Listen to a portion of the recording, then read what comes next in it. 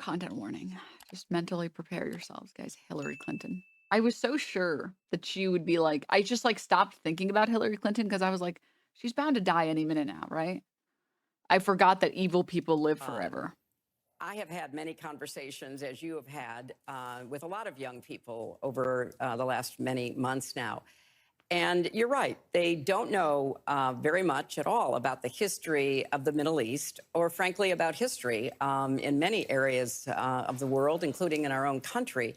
But with respect to the Middle East, are you sure they want them to know about the history in the Middle East, Hillary?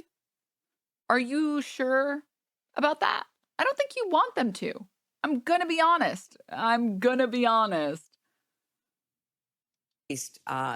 They don't know that under the bringing together of the Israelis and the Palestinians by my husband, the then Israeli Prime Minister Ehud Barak, the then head of the Palestinian Liberation Organization, then the Palestinian Authority, Yasser Arafat.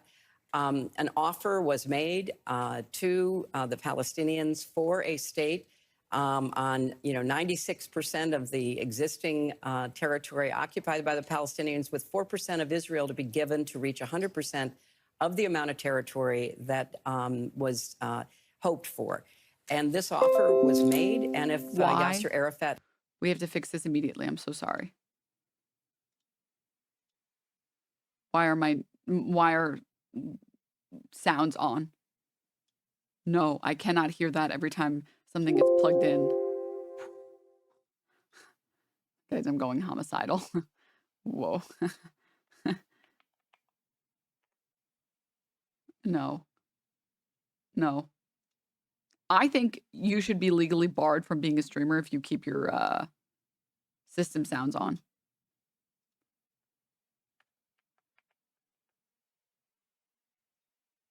All right, we're good. Crisis averted. Won't happen again. I apologize. I'm so sorry. Caroline is the only person that's allowed to.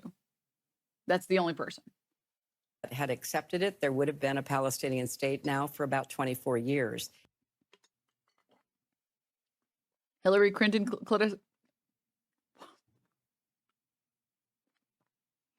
she like transferred some brainworms to me. Hillary Clinton criticizes pro-Palestinian protests and says many young people she's spoken to don't very much at all know about the history of the Middle East, or frankly about any history in many areas of the world.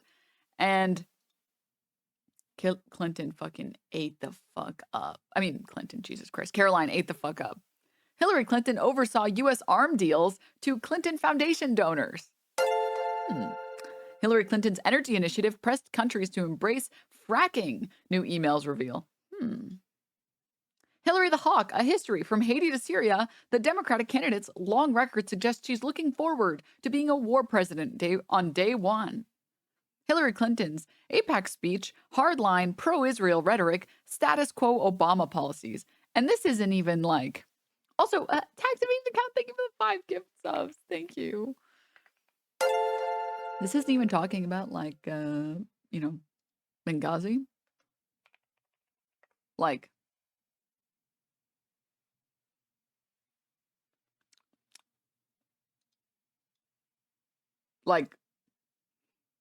White People Dini, thank you also for the gift sub. Thank you.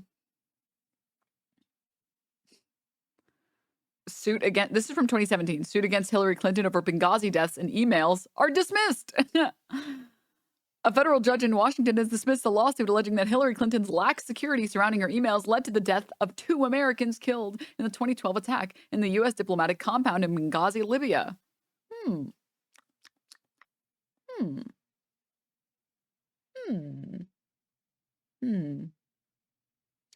Students from a privileged college from a privileged country have no clue about the Middle East.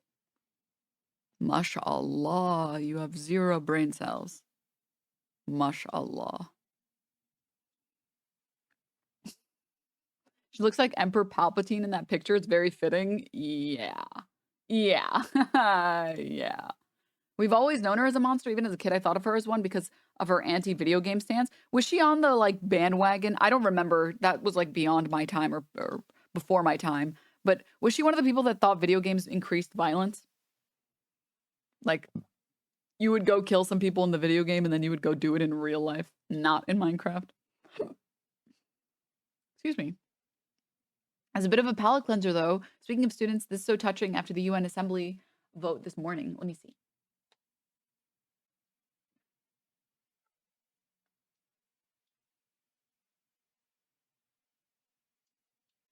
Against all odds, we survived.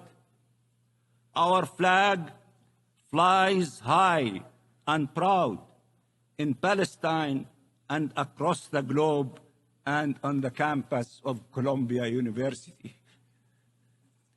It has become a symbol raised by all those who believe in freedom.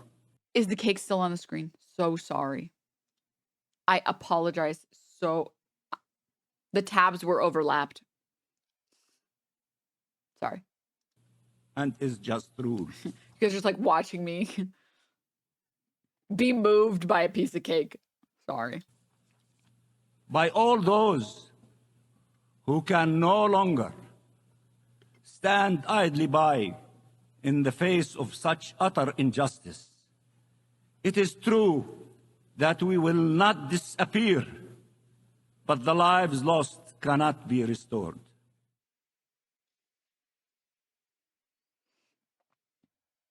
Against all... I have to say, I know I'm in my white woman era right now and I don't look brown. I know. Look past it. It's about what's on the inside that matters. Something, I don't know. Anyways, but dude, growing up around like anti-Arab sentiment fucking sucked. Even if like I got to kind of skirt past it because everyone just assumed I was Hispanic. It sucked. All right. It was so dog shit. I won't even lie. People just like everything is just a terrorist joke. Everything is like at the expense of like Dr. random brown Donbas, people. run from it. Oh, you like this doesn't make you look less Italian. Even Also, like it looks small- pretty roll sorry. with the DNM balls, DNM Italian. Give Wormhammer access to the family atomics. Never. Post 9/11 in New York City? No way. Yeah. See, I'm Hispanic and I got the opposite. Yeah. I'm Portuguese. I got all the anti-Arab sentiment all the fucking time to this day. Yeah, to be clear, I think it's that if you didn't wear a hijab and you were a woman or like a girl growing up, people assume that you're Hispanic. But then like post 9/11, if you looked even a little Arab and you were a man, then you got the anti-Arab sentiment.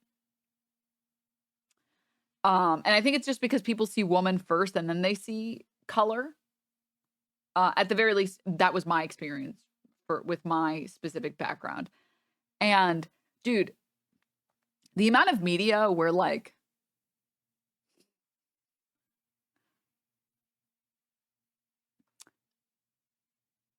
random Middle Eastern people are the villains. And then there's like, you know, the white protagonist and like the piece of media. And then they're just like killing all these people and they make them all like very disposable characters. I don't know how else to explain it. All of the 2000s. Yeah. And like my problem with it is like, they don't make them cool. It's just like, OMG, a turban. I bet that guy's gonna blow something up quick. We gotta kill them in this action movie. And it's like, in the first Iron Man movie, he's just like nonstop killing brown people. I know. I know. It's fucked up. And like, my problem is they're not even portrayed as cool. They're portrayed as like barbaric. Where like the Red Scare propaganda, listen, at least they make those Eastern Europeans cool as hell. Okay? They drip them the fuck out. They give them some sick ass shades. They give them some sick ass fucking pistols. I feel like the Red Scare, like anti-Russia, Russian villain propaganda stuff, they still made those characters cool. They didn't make the random terrorists cool. They just kind of made them, you know,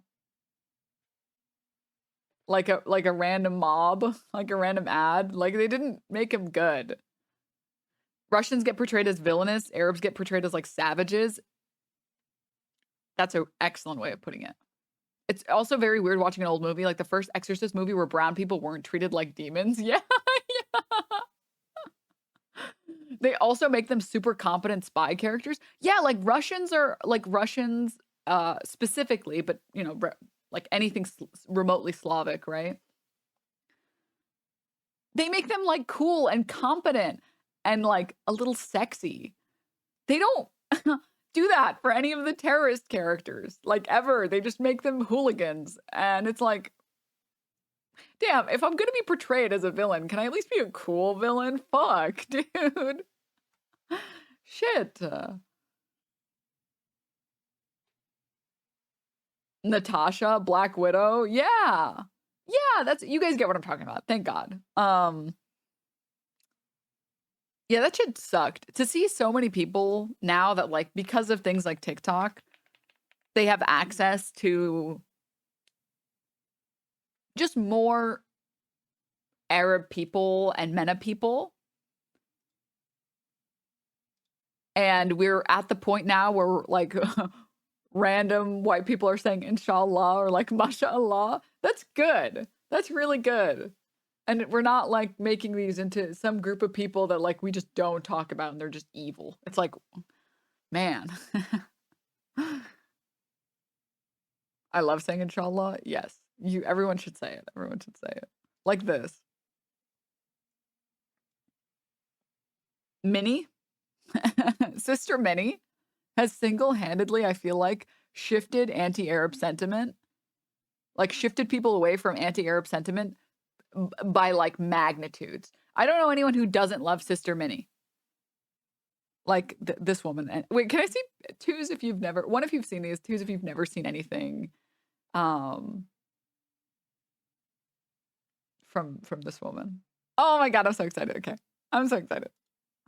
I just finished my prayer and right away Sister Minnie, she is attacking me. Crazy Iblis. My sister, you are not Iblis. You need to fear Allah. You do not attack me while I'm praying. This is very Islamophobe. Here she comes. She's going to attack me again. Oh, Bismillah ar-Rahman ar-Rahim. My sister, we are going to recite on you. A'udhu billahi min shaitan rajim. She is now very dizzy from the garlic breath. And even Iblis, he smell it and he run away. But we must be sure. أعوذ بالله من الشيطان الرجيم أعوذ بالله من الخبث والخبائث. That was a very big Iblis. I just finished my prayer and right away.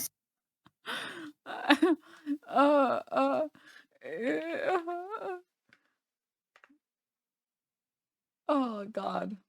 Iblis there, just basically think of it like demon. I'm exercising the demon in her that's making her act like this. But she has like a bunch of other shorts as well.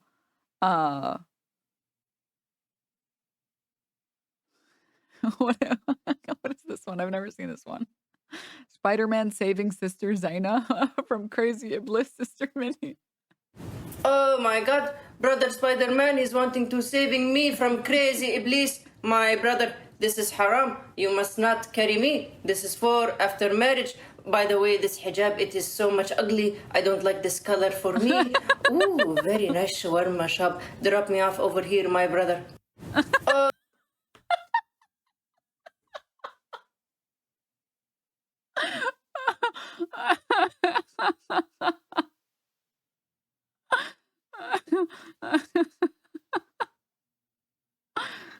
Last one.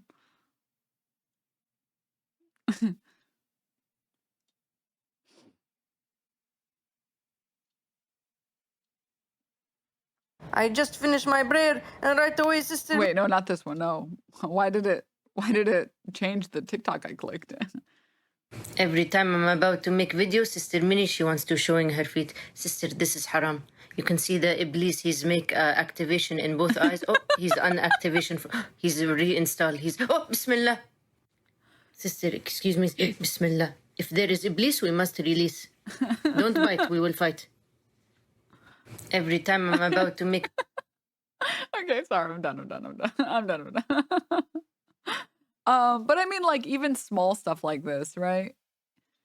Like, culture doesn't shift overnight. You're not going to convince people to treat other people like human beings overnight, right? But I would like to hope or think that every content creator or every video that comes out from a content creator that is like Mena takes us slightly more in the right direction.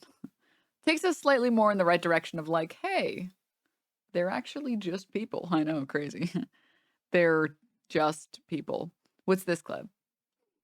So you watched The Hunger Games and you sided with the resistance. You watched Star Wars and you sided with the resistance. You watched The Matrix and you understood and sided with the resistance. You watched the movie Divergent and you sided with the resistance. You watched V for Vendetta and you cheered on the resistance. When it's fiction, you understand and you side with the resistance. Yet when it's happening to you in real life, right now, in the news, in the world, right now, you refuse to see it when it's the reality that you are living in. You're afraid to resist in real life. Phew, blows my mind. So you watched The Hunger Games and you sided with the resistance. Yeah.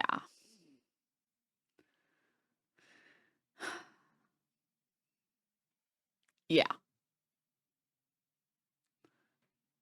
I don't side with the resistance in Star Wars. I like the villains, actually. Oh, God, guys. Guys, a friend of mine has been trying to get me to watch the original Star Wars movie. And you guys know I'm annoying. And I don't think I'm going to like them. I don't think I'm going to like the original ones. Like, I think they're movies that were good at the time, but they don't hold up.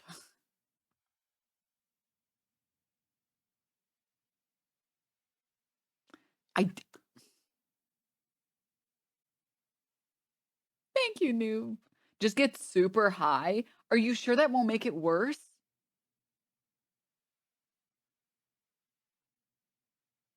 You're gonna get a lot of hate for that. I mean, the weebs already hate me. Like, they hold up. Anyone who says otherwise is likely wrong. They hold up. Anyone who says otherwise is likely wrong. Thank you, Bobby, for the 7 months. Well, can I get a little mini poll in chat here? Get your friend to add Family Guy clips in the corner and maybe Subway Surfers in another corner. Stop. Maybe we'll play like Scrabble as we watch the movies. I feel like the movies are gonna be a lot of, because I feel like all movies from that period of time, like I would say from like the 70s to the 90s, all the movies that were made there that were like big movies, there's a lot of nothing happening on the screen. There's a lot of walking, there's a lot of dialogue that doesn't matter. Like a lot of the movie is just kind of nothing happening. Kind of like the original Blade Runner. There's like 30 minutes that could be trimmed from that movie. Right? What about the other one? There was another movie recently that I watched. The original Dune, which I also watched. There's like an hour that can be trimmed from that movie. Like there's so much that's in there that just doesn't need to be in there. Or even the first Dune movie that came out recently. There's a lot of like, whoa, look at this cool cinematic shot of this plane landing in this sand. Whoa, they're getting out of the plane now. Whoa. What's happening? It's like,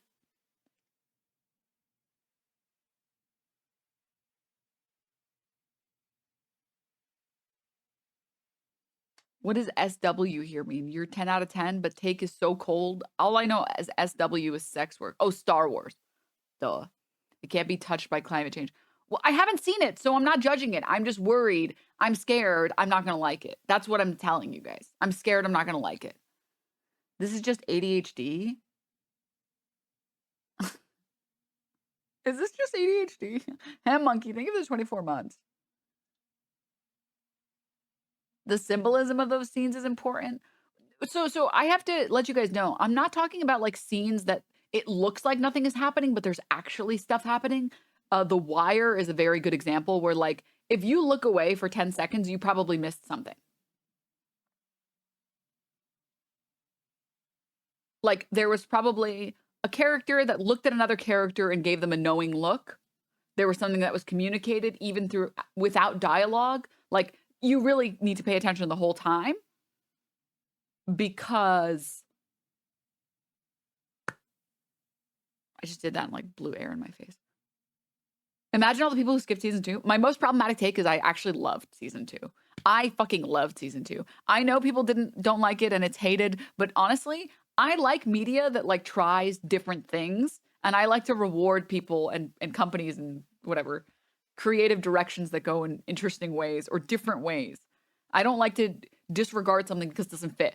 Perfect example is the Resident Evil games that are more action games than they are anything else. So like 5 and 6.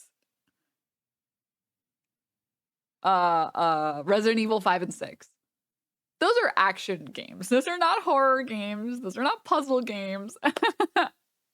That is not no. Those are fun actiony games, okay?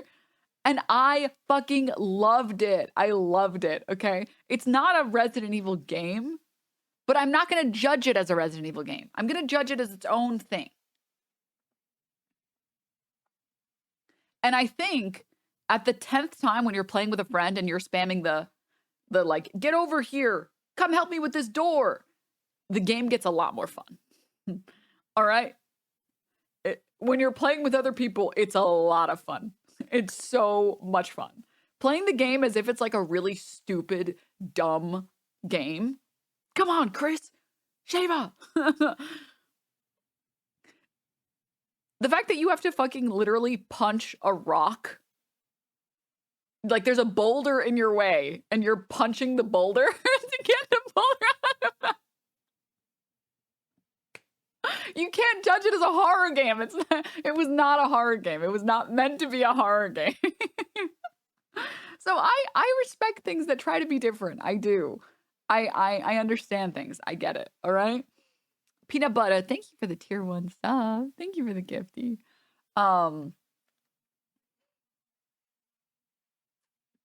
I will forever call him Chris who punches boulders. I mean, can you even say Jill without saying Jill sandwich? All of that is just to say, I'm really scared I won't like Star Wars. And if I don't like Star Wars, I need you to know you guys will still, like, you know, like me. If you do. If you don't, you're good. You're fine. Frog Girl, thank you for the 19 months. If I don't like them, just blame it on the ADHD, okay? I want to hear you shit on it.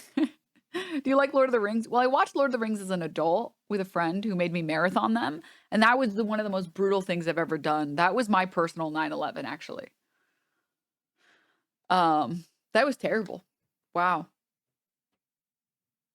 That was so, yeah. I can't watch you anymore. Moonbeam, thank you for the 12 months. Primitive Light, thank you for the 29 months. I will say one last thing, though. One last thing. I love the Star Wars universe. Okay? Like everything about the Star Wars universe, I love. I love shows and movies and games that take place in space. I love anything futuristic. I love the idea of like the Empire, this like fascistic empire and the resistance that fights against it. I love Yoda. I don't know. I just feel like Yoda's just like a guy. I like him. I don't know anything about him, but he seems like a cool guy. And I just like that I guess I like that he's green. Maybe he reminds me of like Peepo. She loves the Empire. Wait a minute. I mean, I watched Andor. And I love the dynamic, right? I like here is this all governing fascistic empire that is objectively evil and objectively wrong and objectively just makes right. And then here is the resistance that tries to fight tries to fight against that. So I like the universe that it takes place in. I'm just worried that I won't like the actual movies. Yoda, famously just a cool, chill guy in the Star Wars universe and nothing more, LMAO. Well, like, isn't he like OP as hell? I just kind of like how he talks, and I like that he's green. He reminds me of my Peepo. You ever watch The Expanse? No. No. You gonna play the game? The Star Wars game? No. Did you watch Rogue One? It's a Star Wars movie about the Andor character. Came out several years before the series. No.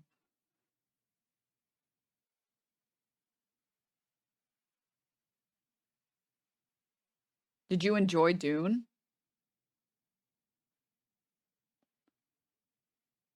I mean, I didn't dislike it. I don't know if I would ever go back and watch that movie. Like any of those movies, any of the 3 that I saw. They're okay. They're okay. Dune 2? Like I said, I wouldn't go back and watch any of them. But I was pretty entertained. I wasn't bored during the movie. Like I was if I have a temptation to check my phone, in my eyes it's like, well, that movie was boring. But it probably is just the ADHD, honestly. What's your favorite movie? Parasite, probably. Parasite is a good fucking movie. If you haven't seen Parasite, what the fuck are you doing? Go see it immediately. That is a fucking movie. It has everything that I like in a movie. That is a good movie. If you only like action movies, you're not gonna like Parasite though. Because I know that there are some people that they really love action movies and they're not really interested in watching things that aren't action movies. But if that's not a deal breaker for you, it's a great movie. It's such a good movie. Anyways.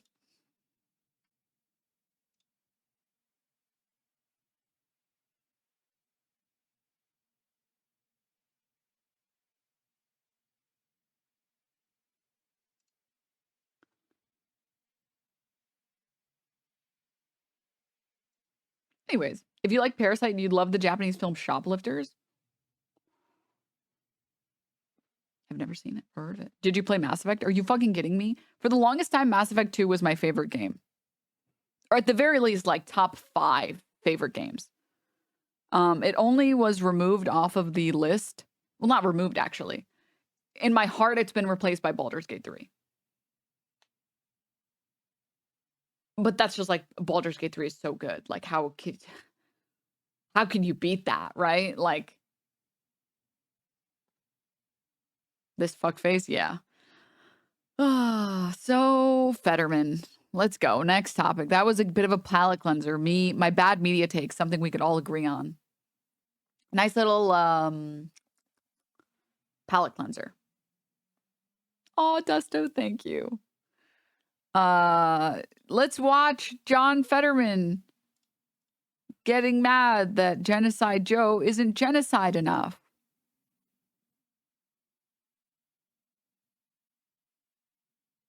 Let's watch it, I guess.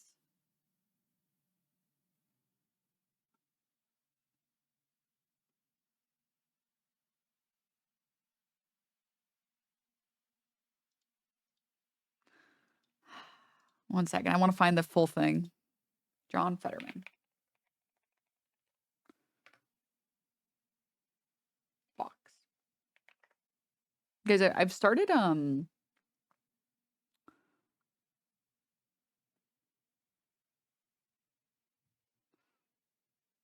doing typing practice to get better at typing. Because much like other people, I don't type correctly. I don't use these fingers. My right hand ring finger and pinky finger. I just don't use them ever. Because, like, who needs those fingers, right? For typing, no one needs those. But I just need to chat faster. There's too many instances of me typing something in chat, and then I type it so slow that the streamer's moved on. So I need to type faster. Okay? 80 word per minute isn't cutting it anymore. Hey, stop typing 45. Okay, I got 80. All right, I was able to get to 80 words per minute, okay? But I can do better than that. All right? Mobile chatter. Mobile is faster. Omega lol, mobile's faster. So yeah, I've honestly been noticing a huge improvement in my ability to type. Like, I used to just be so terrible with all the punctuation because, surprise, surprise, the punctuation requires these two fingers. And I've gotten so much better at like that. I'm so excited. Where you're 80 words per minute, all the words I and A. You are so mean. Okay. Keep it up and you're going to die alone, man. And that is not a threat. That's just me telling you what your prediction, what your future's like. That's horoscopes for you. All right? Anyways. Let's watch, shall we? So for anyone who missed it, John Fetterman, I guess, did not like the fact that Joe Biden said absolutely nothing of value. Biden says he will stop sending bombs and artillery shells to Israel if they launch a major invasion of Rafah.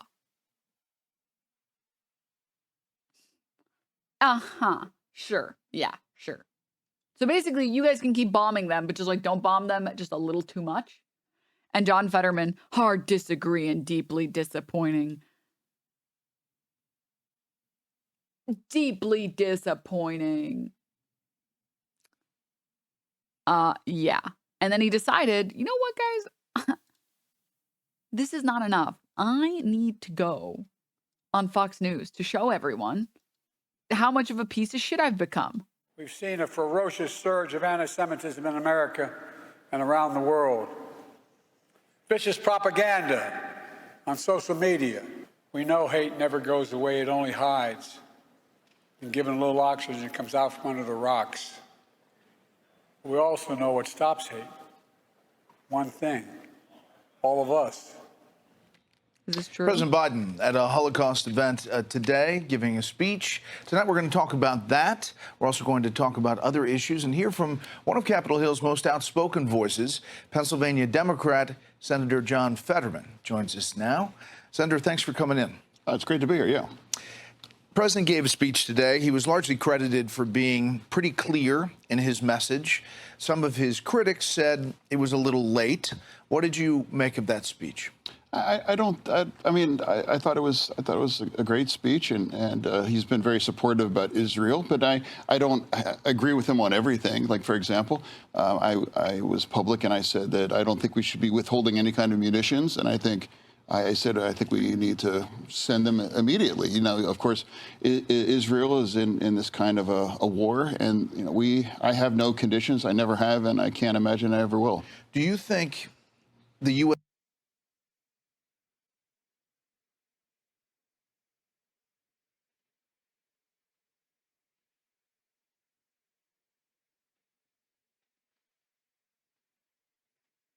Nothing I can say is okay to say, so I'm just going to say nothing.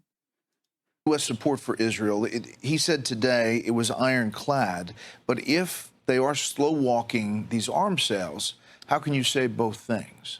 Yeah, well, like I said, I do think the president has stood with Israel, but you know, we have disagreed on issues like that, and like that for today, I was very popular today that I said, look, we really need to send them. You know, if there should be any kind of conditions, it should be on Hamas and its enablers and its benefactors. Do you support Israel going into Rafah? Well, I follow Israel. on that. I mean, they would know the situation more than I do. And I'm always trying to center this to people where it's like Hamas could, well, they started this, they did this kinds of terrible things, and this could end right now if they send all those hostages back home and they could surrender and all of the, but they. So then why haven't they agreed to a ceasefire yet? Why hasn't Israel agreed to terms that would let them do that? Clearly don't care about all the Palestinian death and chaos and damage. In fact, that's the way they designed that. Israel actually cares about minimizing those civilian deaths, but Hamas sees that as just their own kinds of collateral damage. You've also been outspoken on these college campus protests. Yeah. And what do you feel about them when you see them? And does it make you upset? How do you react to them? Well, it doesn't. It's like, I don't know why they seem to. I'm not even sure what they're really, protesting about. If you ask them, they're not really sure. They can't, and now they're not talking about ceasefires anymore. And now they're talking about divesting and harming Israel on that. It's crazy. And they really just broke the mold yesterday when they had protesters at Auschwitz yesterday during the Holocaust. Guys, good thoughts only. Rainbows and unicorns. Only good thoughts, okay? Keeping it positive. Not saying bad things. Very important. The 2-mile walk thing. I mean, like, how much more tasteless and disgusting that could be. They showed up with that. And as I said that it's actually working against peace in Gaza. And Hamas is convinced that they've won the PR war, and they keep seeing all these kinds of protests across the nation on these campuses. And it's not helpful, but it's actually works against peace, I think. Does it bother you that some of the people funding some of these protests are also some of the president's biggest donors? Well, I don't really care who's funding it. It's just like, but it's the Jewish Voice for Peace and the other ones. They try to pretend that they're like some grassroots kind of thing, and it's not. They're paid, and I have said this. I don't care if you're a protester, paid or not. If you're got to protest anything, you should be protesting against Hamas and demanding that they take the ceasefire, or they can just send all these hostages back home.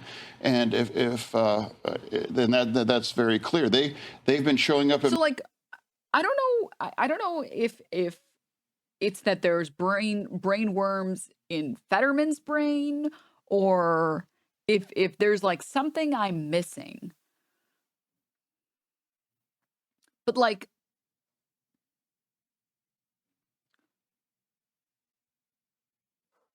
it doesn't make sense to protest against Hamas.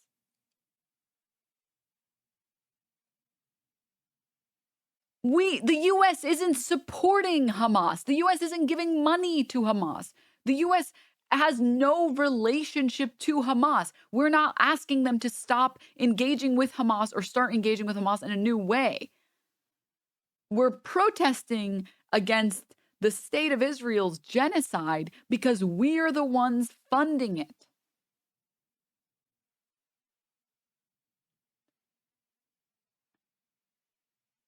Why? That's like protesting the Taliban. Guys, you're being really bad and evil right now.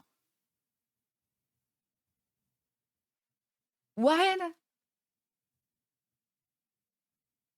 That doesn't even like... Oh, I totally forgot about his stroke. No, a stroke doesn't make you a dipshit, guys. A stroke doesn't make you fall in love with Israel, all right?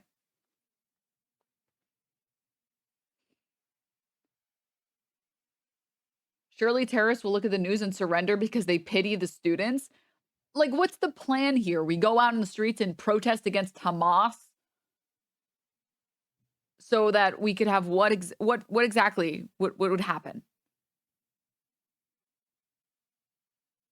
What exactly, what they're just going to, like, the kindness of their heart, they're going to be like, wow, so many people didn't like October 7th. Okay, guys, we surrender. You can kill us all now. What? That's the stupidest thing I've ever heard in my life. We're protesting Israel because we're funding Israel. That's why we're protesting it. Stop. Stop with this My stupidity. office in Philadelphia back in, I think, October, and it's not grassroots. It's just paid kinds of agitation. What is your thought about what should be done on these college campuses? Should the police be called in? There have been incidents where, for example, here in Washington, D.C., where they called for help and they turned it down. Honestly, I was reading I can't call him my former colleague, but Senator Sass from Nebraska. You know, he's Florida, and I thought he was right on point on that. It's like, you know, we can have protesters, we can have a space to allow that, but you can't take over. You know, we're not going to listen to or respond to or let the fringe or the kind of the loudest kinds of voices. This is literally bar for bar, verse for verse, the anti-civil rights talking points, the anti-suffrage movement talking points, just like literally bar for bar. To respond on that, and it's like you can't have damage, you can't spit on cops, you can't be allowed to stop. Wrong. Okay? It is always morally correct to spit on cops. Now, you shouldn't do it because it's an easy way to get yourself arrested and you don't want to get arrested. But it is always morally correct. You know, things from happening, and I thought that's exactly how it should be. I mean, it's a very much an American value to protest and free speech. But what you have manifested on the campuses now is not that. Here is Michael Moore, political activist, filmmaker. Take a listen. You do have the right to take over the administration building. I'll tell you, just speaking from Flint, we would have no UAW, no auto workers union if back in the 30s, the auto workers, including my uncle, had not taken over the factories. Yes, you have to take over buildings. That is not violence. What do you make of that? Yeah, no, it's really, you can't compare what's going on right now because there's really not, you know, they use things around colonizing and things like that. It doesn't make any sense. And Israel, it represents the kind of values that you know, in America, and it's like we should be able to defend the Israeli way of life. And no, guys, it's different. Okay, because I like Israel. Did you consider that? I like them. They've always been really nice to me. We can't ever forget, they are the ones that started this, and they're the ones that broke that ceasefire, and they did the most terrible things to babies, children, women, tortured, mutilating, systemic rape, and I don't understand systemic why. Rape, which, by the way, hasn't been proven. It hasn't been proven that there is no current evidence that suggests that there was systematic rape.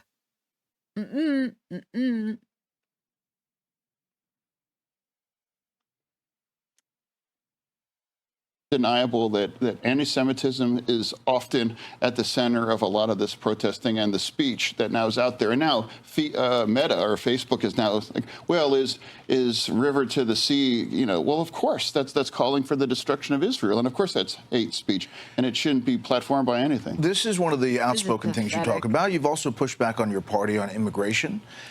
You've also pushed back on a number of different issues on the progressive side. Philadelphia Magazine says, is this the John Fetterman, Pennsylvania elected? The one-time oddity, however, unexpectedly finds himself smack in the middle of America's political and cultural mainstream. About the best analogy I can think of for Fetterman is that of an underground band from the 1980s that somehow finds itself scoring hit singles and Grammy nods a decade later, and not because the band changed, because the culture did. So what is it? Did you change in office, or has the party changed? No, I've incredible. Always been that way. I mean, my wife was. No, I've always been a staunch pro-genocide type of guy, personally. Former dreamer, and immigration, I think, is a superpower of our nation. I think it's helped make our nation very special. But I don't know why it was controversial that we have to have a secured border. And then when you start to examine some of the numbers that are showing up at the border, 270, 300,000 people, and I would put that in the for perspective for Pennsylvania, that's the size of Pittsburgh a month. And it's like, how can you take care of them? How can you give them an American dream when that? And we need to get a hold of that. And that's why I said that after the deal came through, that I want to have that conversation, and I want to sign on more things as well. And in my primary, Title 42 wasn't controversial. All those kinds of things, it wasn't controversial. Those are the kinds of things to be addressed to the situation. And you can be very pro immigration, but also we need a secure border, and we need to respond to the circumstances. But do you think you've evolved? You said in December, I'm not a progressive. Then prior to that, in the election, you touted progressive bona fides, and you said progressive movement is here in Pennsylvania, and you've proud to be here with Bernie Sanders. I'm a progressive Democrat. Well, the progressives might not say that. They see you more as a Joe Manchin figure. Is that fair? Well, that was back in 2016, and I've been saying it for years that label left me in that I don't recognize that at all, and I'm not a Manchin kind of figure. I'm just a regular Democrat that is. I want to be honest, and I don't understand. I haven't really thought anything that I've said is really controversial. Standing and leaning in with our critical ally in Israel, and being very pro-immigration, but also realizing that we have to have a secured border, and protesting and free speech is a very valid American right, but not the way it's manifested its way on the campus. So, are you comfortable with all these Republicans praising you, including Dave McCormick in Pennsylvania? Well, I mean, we all have to get along. I mean, everyone that spent time in D.C., we have to work together. And there's some things we can agree. There's some things that we can't. And if we can work together, then I would do. And I'm always happy to lean on that. So in Pennsylvania, your state, if you look at our latest battleground polls on the economy, former President Trump is really up big on President Biden when it comes to the economy alone. Who do you trust on the economy? Why is that? How do you see that? And how do you see the election playing out in November? Yeah, well, I don't really follow the apt polls, but I've been having that kind of a conversation now since 2016. I identified that there's a risk here that Trump can actually win, and most people didn't thought that it was going to be a joke. And I'm like, no. As I spent too much time across the state, and I realized that something is happening. And then I had that conversation in 2020 that some of those polls had Biden up at 5 points, and I'm like, you can't, have 25,000 people show up at an event, and that's not a 5-point race. And now 24, it's going to be very competitive. It's going to be close. Always has been, always will be. And I do believe Joe Biden is going to win. But anyone that takes Trump seriously do that at their own peril.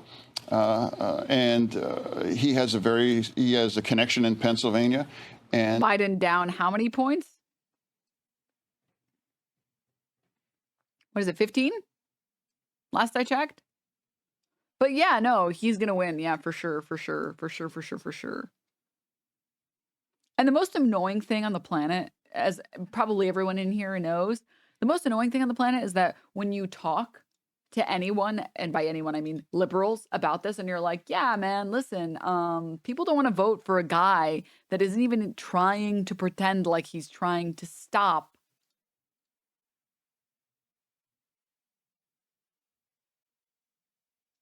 the genocide. Like, from day one, he tried to pretend like it wasn't happening. It's like, no, guys, genocide. No, it's genocide. What? No, you must be imagining things. That's just no. Well, maybe bad stuff is happening. Maybe.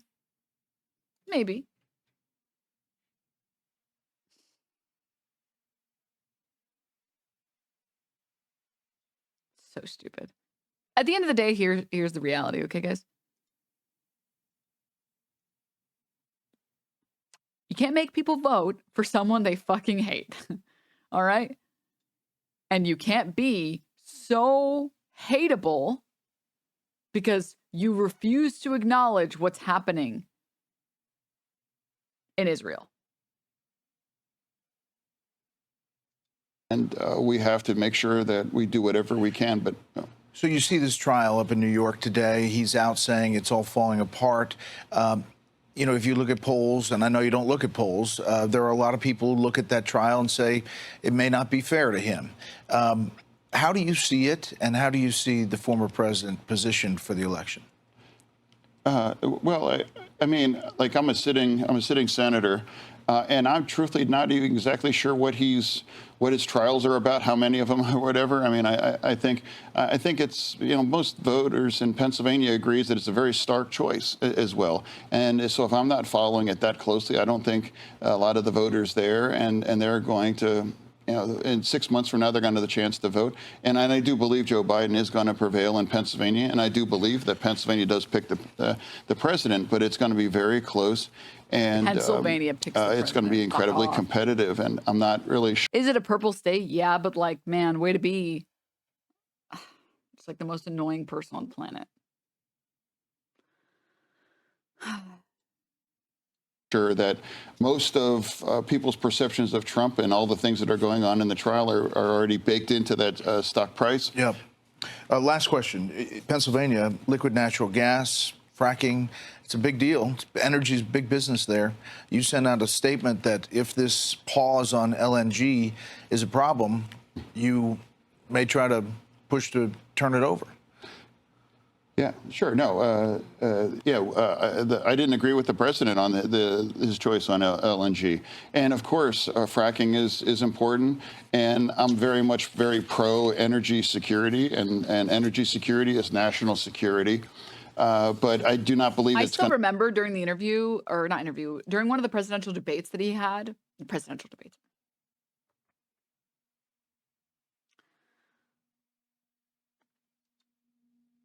Think, guys. Think. He was up against Oz, right? I think it was. I think it was the senator debate against Dr. Oz, and I think one of the people asked, "What's your stance on fracking?" And he was like, "I'm pro. I mean anti. I mean pro. I mean anti." And it's like, okay. going to be a defining issue in Pennsylvania. Just like I said in 2020, it's going to come down to that very, very stark choice. Just jinxed it. Fetterman 2028. A candidate that refuses to wear a suit would never win in the U.S. Not. Post Fratu, thank you. Here, Trump or Biden, what you want the next 4 years to be like. And when people show up to vote, I mean, it's going to be more of a gut kind of a situation more than thinking, well, what's about, you know, fracking and whatever. Well, Senator Fetterman, we appreciate the time. Thanks for coming in live. We'd love to have you back. No, it's great to be here. Thank you. Hey, Sean Hannity here. Hey, click here to... Shut the fuck up, Sean Hannity. I hate you so much. I hate everything about you. Anyway, sorry. Hey guys, great to be here. Anyways. This guy sucks. This guy stinks. Oh, thank you, Spaceman. Thank you, Tina. Yeah, that was really bad. First Tulsi, now John Fetterman. How many more? How many more people will be stolen from us? Oh, brother, this guy stinks. Yeah.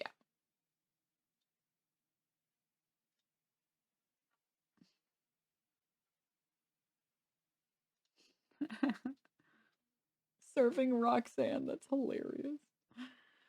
Oh, God. Was Tulsi stolen? Tulsi was also always kind of sussy. Well, there was like a short period of time where Tulsi was like, I'm incredibly anti-war, which I'm pretty sure it's still accurate. I don't know what her current stance on Israel though is right now, which is probably fund Israel. because that's every single fucking candidate's stance for some insane reason.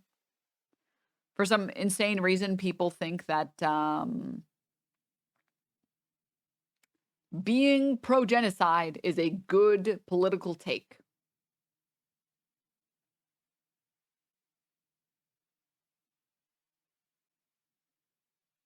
She's pro-war now?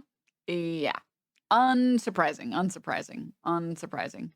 Tulsi is pro-Israel now? Unsurprising. But like there was a short period of time where I swear to God, when she made her debut, she did not come off like a total fucking conservative freak. All right, let's bring in Tulsi Gabbard. You know her, former member of Congress, ran for president as a Democrat, has a new book, For Love of Country, discussing why she left what she calls the Democrat Party and why she believes you, too, should reconsider party allegiance. Tulsi, sorry about the comms issue. We sit on my... Yeah, I don't know what's wrong with the audio. It sounds so crunchy. Couch in the middle of an apartment in Manhattan, no problems. Here with all the fancy stuff, nothing but trouble.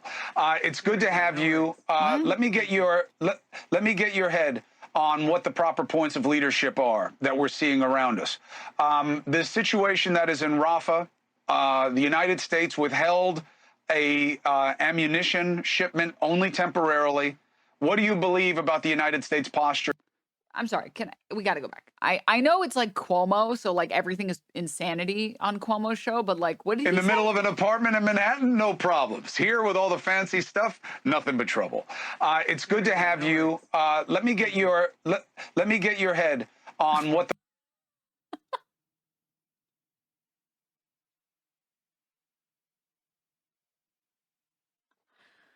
Hey, yo, let me get your head, girl.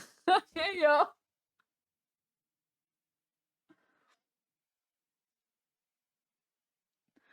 Okay. the proper points of leadership are that we're seeing around us. So no head? The situation that is in Rafah, the United States withheld a ammunition shipment only temporarily. What do you believe about the United States posture towards that conflict? I'm not getting clear signals from the United States and the Biden-Harris administration's posture. What's happening in Gaza right now, what's happening with Hamas, needs to be connected with what's happening here at home on our campuses to really have a better understanding of what the seriousness of this threat actually is. You and I think most people would like to see the hostages return to their loved ones in Israel, would like to see both the Palestinian and Israeli people to be able to live in peace.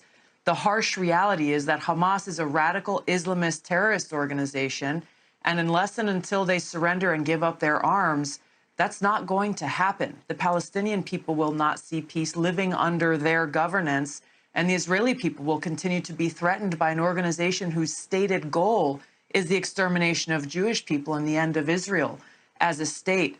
So you look at the connection between that radical Islamist ideology, which I want to point out, Islam, the religion of Islam, is different from radical Islamism. Islamism is very directly a political Islam whose goal is world domination under Islamic law. That is the goal of groups like Hamas and Al-Qaeda and ISIS and others. So we have to be very clear about that. Unfortunately, what we're seeing... That's literally the same thing as American hegemony. It's what are you talking about?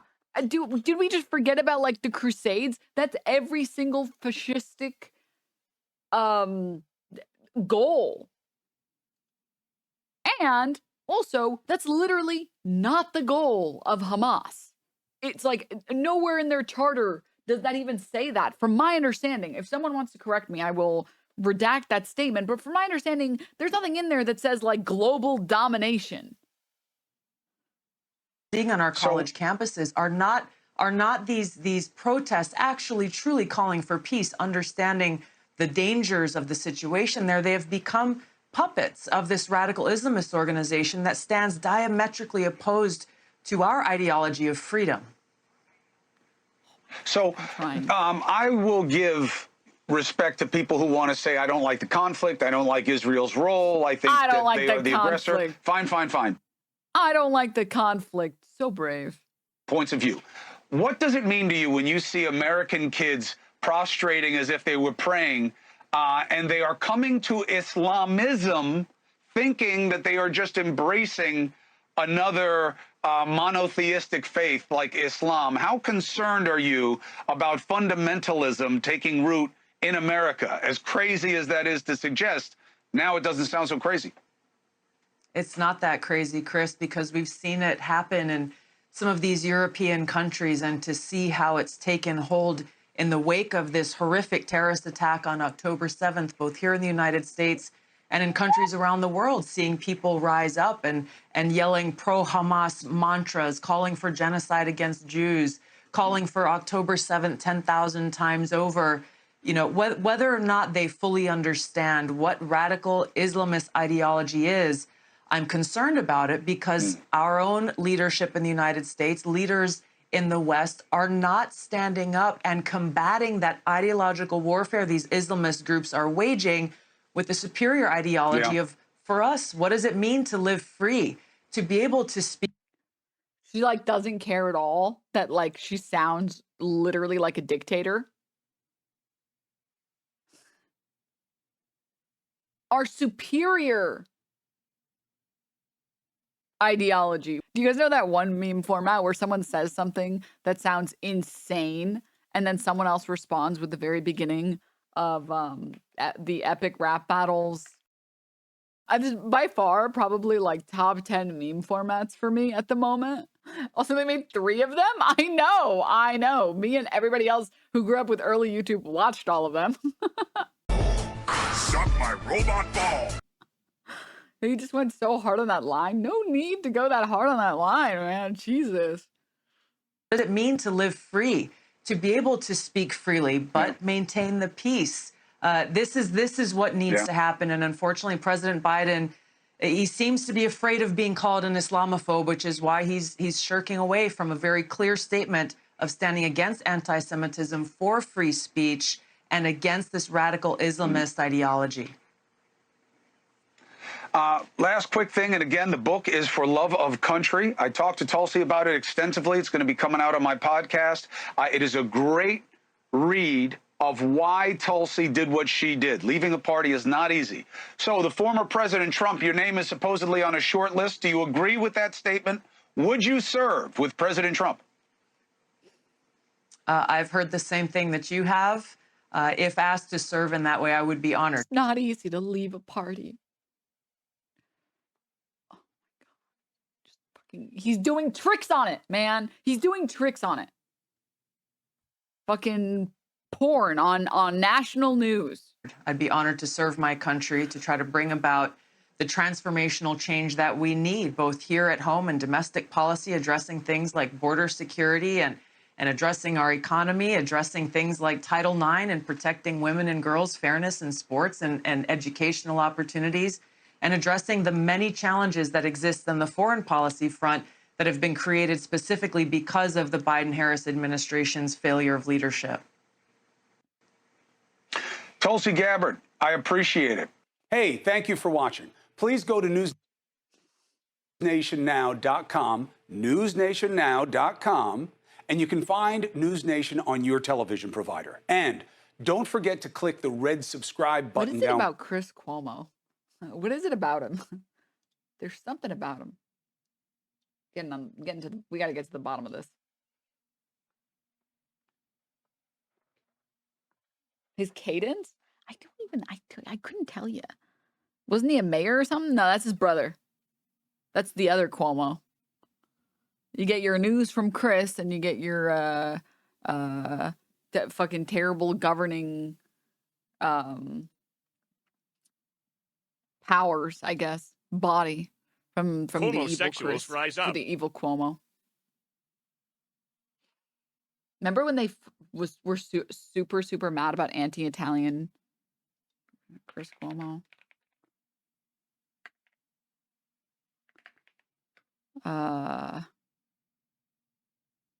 What are these suggestions? Chris Cuomo vaccine injury update, ivermectin, Tourette's girl, Tourette's interview unedited, interview with Vivek. Interview girl with Tourette. What is happening? Jesus, I forgot what I was. Frito. This one. This was still like top 10 funniest things. CNN anchor Chris Cuomo got into a verbal altercation with a man reportedly threatening to throw him down the stairs. The man apparently called Cuomo by the name Fredo, referring to the fictional character from the Godfather films, which led to this confrontation. I thought that's who you were. No, punk from the right call me Fredo.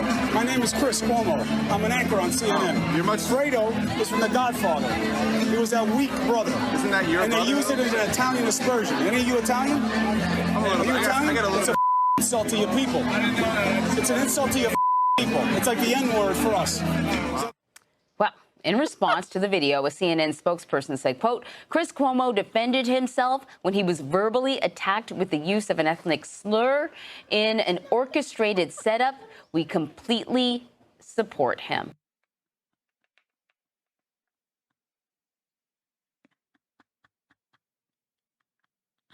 It's like, I don't hate him.